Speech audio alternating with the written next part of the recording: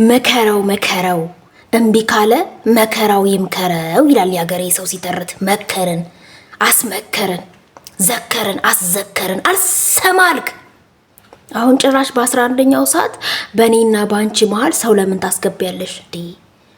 ኧረ እውነት አብርሃም ተው።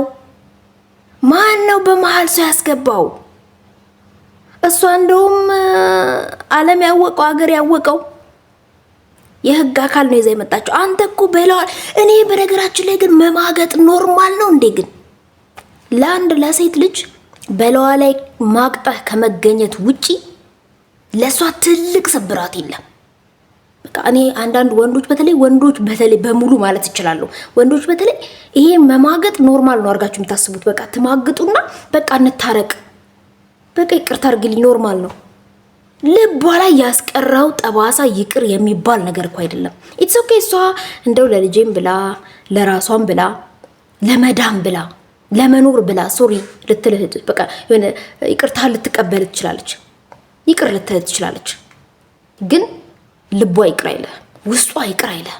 አይምሯ ውስጥ ልቧ ውስጥ የዘላለም በህይወት ቆማ እስከተራመደች የማይጠፋ ጠባሳ ነው የምትጥሩት። የእውነት አንዳንድ ወንዶች በነገራችን ላይ በቃ ፍቅረኛ ይዛችሁ ማቅጣችሁም ሌላ ሴት ዳሳችሁ ስማችሁ እንደፈለጋችሁ አሸሼ ገዳሜ ብላችሁ ተጸጽታችሁ ስትመለሱ ሁሉም ነገር እርስት አርግተን ከእናንተ ጋር እንደ አዲስ ፍቅር ሮማንቲክ እንድንሆን የትላንትናው ላይፋችን እንድንቀጥል የምትፈልጓላችሁ።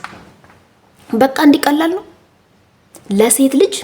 የእውነት ነው ብላችሁ ወንዶች በዚሁ አጋጣሚ ገና እየተበላሻችሁ ያላችሁ በጣም ፈር ያለቀቃችሁ ሳይረፍድባችሁ እንድትመለሱ በቃ ያረፈደባችሁ መመለስ የምትችሉ ወንዶች ካላችሁ ማለት ነው ለሴት ልጅ በለዋ ላይ ማግጠህ ወይንም ሌላ ሴት ወደ እሷ ላይ አላገጥክ ማለት የእውነት ነው ብላችሁ በቃ በጣም ከልቧ ውስጥ ተፋቅ ማለት ነው። በቃ ከዛ በኋላ ኢቭን ስለምትወድ ልትወት ትችላለች፣ የሆነ አላር ይቅር ልትል ትችላለች፣ አብራ ለመኖር ለማስመሰል በቃ ለመተው ትሞክራለች። ያ በደል ግን ከአይምሮ አይጠፋም፣ ያ በደል ከልቡ ነው አይጠፋም። ሲሪየስሊ ምናልባት እየሳቀች በሳቋ ያን ህመሟን በሳቋ ልትሸፍረው ትችላለች። ሳቋ እንኳን የምር አይደለም፣ ከውስጥ የመነጨ ከልቧ የመነጨ ትክክለኛ ስሜት ያለው ሳቅ አይደለም ምስቀው። ሲሪየስሊ እኔ በእውነት ነው የምሬን ብላችሁ ስሜቱን ነው በነግራችሁ። በቃ ተረዱ። አሁን በ11ኛው ሰዓት አብርሃም ምን ይላል? በመሀላችን ለምን ሰው ታስገቢያለሽ? እኔና አንቺ አንፈታውም ወይ? ቀላል ነው ስታደርግ የነበረው ቀላል ነው። ከአንድ ሴት ጋር ያውም አራስ አስባችሁታል? ወልዳ ከአራስ ቤት እስክትወጣ እንኳን አልታገስክም እኮ። ሰው እኮ ባልና ሚስት ሲጣላ ብቻውን ሆኖ ኢትስ ኦኬ የተናደደበትን ነገር ለመርሳት ይሞክራል። እልህ በቃ በተለይ አይምሮ ሳይበስል ማግባት ማለት በቃ እልህ ነው። በቃ ከሚስቱ ጋር ተጣላ ማለት ሌላ ሴት እየሳመ እየላሰ ከሷ ጋር ሮማንቲክ ነገር እያደረገ ያሷን ድብን ቅጥል ማድረግ። በእልህ የሚደረጉ ድርጊቶች፣ አሁን በእልህ ተነሳስታችሁ የምትወስኑት ውሳኔዎች፣ በእልህ የምታደርጓቸው ድርጊቶች በጣም እድሜ ልካችሁን የምታዝኑበት የምትጸጸቱበት፣ ወይኔ ምን ነው ባላደረኩት ባልሆነ ኖሮ የምትሉትን ነገር ነው የምታደርጉት። አሁን አብርሃም ለአንተ ኖርማል ነው። በቃ ሮማንቲክ ነገር አሳለፍክ፣ ፍቅር ያልክ፣ ማር ያልክ፣ ላሳልክ፣ ላስክ፣ ዳብስክ፣ ዳስስክ፣ በቃ ይሄ ኖርማል ነው። በቃ ይሄ እንደ ኖርማል አስባ ትውት አድርጋ ካንተ ጋር ሮማንቲክ ተመልሳ እንድትፈጽም ነው የምፈልገው። በቃ ሮማንቲክ እንድትሆን የትላንትናዋ ሩታይች የምታለቃቅሰው አፍቃሪ። በነገራችን ላይ ሴቶች ወንዶች በጣም የምናፈቅረውን ያህል መተው መርሳት እንችልበታለን። አንዳንድ ሴቶች የሞኝ አፈቃቀር ያፈቅራሉ ማለት በቃ ምስጥ ባለ መልኩ የሆነ ከሱ ውጪ ሌላ ወንድ በቃ የለም ብላ እስከምታምን ድረስ እንደሌለም እስከምታስብ ድረስ ታፈቅራለች።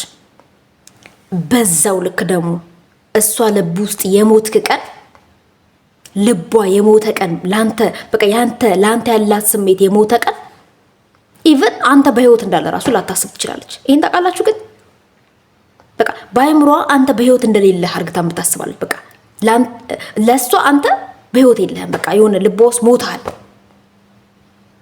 ገባ? ኢቭን ብታይ ራሱ ኖርማል መስላል ትታይ ትችላለች። በቃ የሆነ እሱን ነበር ያፈቀርኩት ምናምን ብላ ይሆናል ማንኛውም ሰው እንዳየችው ልክ ሌላኛውም ሰው እንደምታየው እንደማንኛውም እንደተራ ሰው የምትቆጠር ሰው ትሆናለህ። ያች በቃ ከሱ ውጭ አልኖርም ያለችለት ሰው እንደዛ ልትቆጠር ይችላል። ይሄንን አትዘንጉት። በነገራችን ላይ በቃ እሷ ለኔ መኖር አትችልም። እንደፈለኩኝ መጥቼ እሷ ጋር መኖር ይችላል። እንደፈለኩኝ የትም ዘልየትም ፈርጬ በእልህ የምፈልገውን ነገር አርግቼ ይቅርታ አርጋልኝ መኖር ይችላል። የትም አትሄድም ታፈቅረኛለች ብላችሁ አታስቡ። ይሄ የሞኝና የጅል አስተሳሰብ ነው። ወንዶች ሴት ልጅ ከቆረጠች የሴት ልጅ ልብ ውስጥ ከሞት በቃ ሞትክ ነው። የሞተ ሰው ይመለሳል? አሁን ለምሳሌ ሞቶ የተቀበረን ሰው ሞቶ የቀበርነውን ሰው ተንደገና አፈሩን አራግፎ ቆሞ እየተራመደ እንዴት ናችሁ ቤቶች ብሎ ይመጣል? አይመጣም። በቃ አለቀ፣ አከተመ። ያለቀ ህይወት ያለቀ ነው። የሞተ ሰው አይመለስም። ሴት ልብ ውስጥም ከሞትክ አትመለስም። ይሄን ልታውቅ ይገባል። ሳትቆርጥ በቃ ሁሉ ነገር ሳይሞት በፊት ለመመለስ መሞከር ነው። በተለይ ወንዶች በቃ የሚያስጠላኝ ማንነታችሁ በእልህ የምታደርጉት ነገር። ባልና ሚስት እኮ ይጣላል፣ ይደባበራል፣ ይኮራረፋል።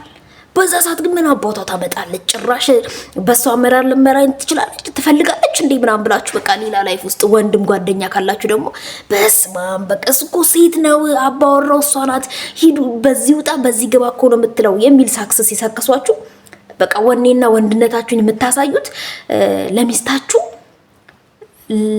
ክብር ባለመስጠት ሚስታችሁ የምትላችሁን ባለመስማት ይመስላችኋል። በቃ የወንድ ጓደኞቻችሁን ታምናላችሁ፣ ትፈልጋላችሁ። በቃ እነሱ መስማት ነው የሚፈልጉት፣ ሚስታችሁ ማዳመጥ አትፈልጉ። በተለይ የሀበሻ ወንዶች ማለቴ በቃ ጥቂት ፐርሰንት ነው እንደው ሚስቱን የሚያዳምጥ የገባው ከጥፋቱ የተማረ ሰው። አንዳንዱ ሙሉ ፐርሰንት ማለት ይቻላል በቃ እጁን ኪሱ ከቶ ሚስቱ ላይ መንጠባረር በቃ አይደል እሱ አባወራ እንደሆነ ነው የሚሰማው። በቃ ጀግና እንደሆነ ወንድ እንደሆነ እንዳንጠለጠለ ነው የሚሰማው። በቃ ሚስቱ ላይ መንቀባረር መጀነን እንዳንጠለጠለ በቃ ስሮ ወንድ በስማ ደረቱ ብቻ ጀነን ሲል ብቻ ሚስቱ ላይ እንደው ኮራ ሲልባት እሱን ነው የምታስቡት ነው። እሱ አይደለም ሚስት ልብ ውስጥ የሚያስከብር ሚስት ልብ ውስጥ እንድትነግስ ንጉስ እንድትሆን የሚስት ልብ ውስጥ እንደ ዙፋንህ ንጉስ ሆነ እንድትቀመጥ የሚያደርግ ለሷ ያለ ክብር ነው። እሷን የምታዳምጥበት ነው። ለሷ ያለ ፍቅር ነው። በቃ እሷን የምታዳምጥበት ሚስቴ የምትልበት የምታከብርበት ስትወጣ ስትገባ የምትሰጣት ፍቅርና ክብር ነው። የዛ ቦታ ላይ ንጉስ ሆነ እንድትቀመጥ የምትፈቅድልህ የምታንቋሻት ማታዳምጣት እንደፈለግ ሆነ እንደፈለግ ወጥተ እንደፈለግ ከሌላ ሴት ጋር ሆነ ስትመጣ የሷ ልብ ከእለት እለት ከጊዜ ጊዜ እየሞተ ነው የሚሄደው። የእውነት ነው የምላችሁ። የሆነ ሰዓት ላይ በቃ ታለቅስ ይሆናል፣ ስብርት ይሆናል።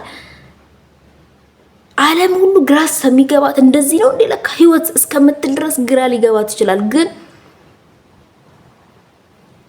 ጠንከር ብላ የተነሳች ቀን ሞታል። በቃ መልሳ አትገባም፣ እድሉን አታገኝም። በቃ ያለቀና የከተመለት ነው የሚሆነውና ንቁ ወንዶች በተለይ ብዙ ወንዶች የሚገላቸው የጓደኛ ምክር በቃ ሆይ ሆይ የሚል የውጪ ድጋፍ በቃ ወንድ ልጅ ለሴት ታዘዘ ማለት ለሱ ሞት እንደሆነ ነው ማህበረሰቡ የሚነግረው፣ አጠገቡ ያሉ ጓደኞቹ የሚነግሩት ማለት ነው። በስማ ሞታል፣ ሚስት በዚህ ውጣ በዚህ ግባ የት ነህ እያለች አስሬ መደውሉ እንዴ አንተ ወንድ አይደለ እንዴ ትልቅ ሰው አይደለ እንዴት ላለች ይሄ ይገሉታልና ያኔ ደግሞ እኮ ከሚስቱ ጋር ተፋቱ ማለት ነው።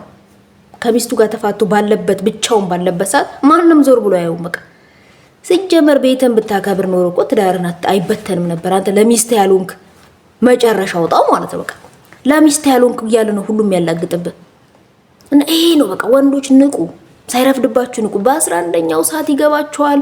ይችንም ያችንም ብላችሁ ካላችሁ በኋላ ለእናንተ የምትገባችሁ ሚስታችሁ እንደሆነች ይገባችኋል። ወይኔ ሚስቴን ባላጣ እሷን የሚተካልኝ ሴት አጣው፣ እሷን የምትሆን ሴት የለችም፣ ልትሆንልኝም አልቻለችም። ወደኋላ መመለስ ትፈልጋላችሁ፣ ግን የለም። የሞተ ሰው ራሱ እኮ ማለት ነው ልክ ሊሞት ሲያጣጥር አሁን ብዙ ሰው ኃጢአት እንደሰራ ትዝ የሚለው ንስሐ መግባት ትዝ የሚለው ሊሞት ሲል ነው። በቃ ነፍሱ እያጣጣረች እያለች ወይኔ አንድ እድል በተሰጠኝ ንስሐ ገብቼ እንኳን በሞቱ እንደው ያችን ነገሬን አስተካክዬ ኃጢአቴን አስደምስሼ በሞቱ እንደው ፈጣሪ ፊት ስቀርብ ራሱ ምንድነው የምመልሰው?